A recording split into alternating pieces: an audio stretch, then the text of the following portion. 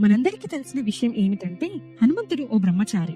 ఆయనకు పెళ్లి కాని సంతానం కాని లేదని మనం విన్నాం. కానీ కొన్ని పురాణాల ప్రకారం హనుమంతుడికి ఓ కుమారుడు ఉన్నాడట. ఆయన పేరు మఖధ్వజుడు. రావణుని లంకను దహనం చేసిన తర్వాత హనుమంతుడి శరీరం అగ్ని జ్వాలలా మండిపోతూ ఉంది. ఆయన శరీరం శాంతించేందుకు సముద్రంలోకి దూకాడు. అప్పుడే ఆయన శరీరం పై నుంచి వచ్చిన ఒక శ్వేత బిందువు ఆ సముద్రంలోని ఓ మత్స్యకన్య నోటిలోకి వెళ్ళింది.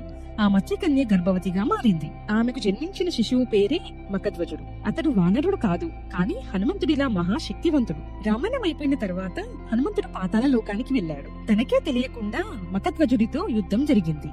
ఆ తర్వాతనే మఖధ్వజుడు తన కుమారుడని హనుమంతుడికి అర్థమైంది. హనుమంతుడు కేవలం శక్తిమంతుడే కాదు, ఆయన జీవితంలో కూడా ఎన్నో ఆశ్చర్యకరమైన మర్మాలు దాగి ఉన్నాయి. మఖధ్వజుని కథ అంటే తండ్రి కుమారుడు మధ్య దూరం ఉన్న దేవుడి దయ వల్ల కలిసిన ఒక అద్భుత బంధం. మీకు ఈ కథ నచ్చిందా?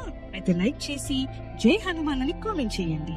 ఇంకా ఎన్నో రహస్య పౌరాణిక కథల కోసం వేదాత్రి ఛానల్ ని సబ్స్క్రైబ్ చేయండి.